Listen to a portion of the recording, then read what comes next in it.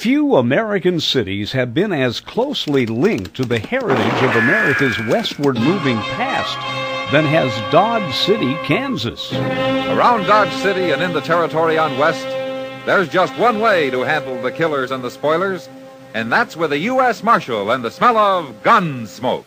And for 2 generations of Americans, their link to this present-day Dodge City of nearly 30,000 was the long-running radio show, become even longer-running TV show, Gunsmoke. And in using Dodge City as the setting for that award-winning series, Gunsmoke's writers had the chance to do something different. Not the usual radio shoot-'em-up, but the story of real people with real emotions living during a turbulent time of rapid expansion on the American frontier. Before there was a Dodge City, Kansas, there was a Fort Dodge. That military facility was built after the Civil War, one of several forts on the frontier built during the years the government was at war with native peoples. In 1871, a primitive sod hut was built by an early settler west of the fort. Soon travelers along the Santa Fe Trail and the Arkansas River were using Henry Sittler's house as a way station. The following year, a small group platted out what would become Dodge City, putting it smack on the 100th meridian, the legal edge of the area under the control of Fort Dodge. Now, ironically, it was not Fort Dodge for which Dodge City is named, nor the Civil War general who spearheaded much of the construction of the Transcontinental Railroad, Grenville Dodge. Dodge City was named for one of the fort's commanders, Robert Dodge. He was instrumental in convincing many of his friends to contribute to the cause in setting up Dodge City. Soon Dodge City had an eatery and a tavern and became a getaway place for soldiers. The first real shot in the arm for Dodge City was the arrival of the Santa Fe Railroad, just months after the city began to rise from the prairie. For nearly 20 years before Dodge City became a reality, cattlemen in Texas had been wanting a chance to bring their herds to a railhead somewhere nearer to them.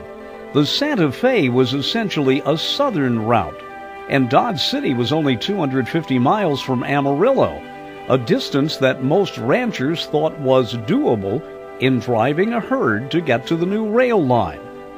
By the 1880s, the coming of the cattle drives and the strategic location of Dodge City had turned it into a boom town. And just as portrayed on Gunsmoke, its saloons, taverns, and hotels saw a constant flow of cattle wranglers, many a little too boisterous for their own good.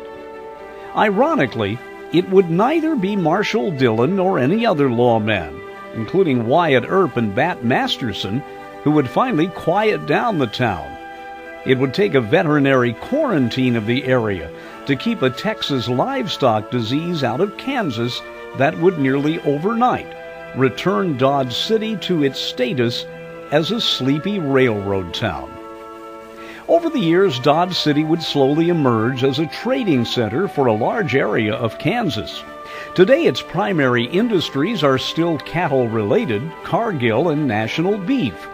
Wheat and sorghum are the area's big crops. And oh yes, the tourists still flock here to be a part of the real story of the Old West. For there is much history here. It is the history of a strong people who braved the adversities of Dodge City's erratic weather to forge a new life in a railroad town that was once the terminus for America's biggest cattle drives. The founding fathers of Dodge City planted their dreams here, and still, from all around the world, the tourists come to relive those dreams. Dreams of a time when America was still growing, filled with enough characters for 1,000 episodes of Gunsmoke. But Dodge City is more than a page in history. It is still writing new chapters in a story that began in the middle of nowhere in a sod hut during a turbulent time in American history, a story that has become a vital part of America's heritage and the future of the area.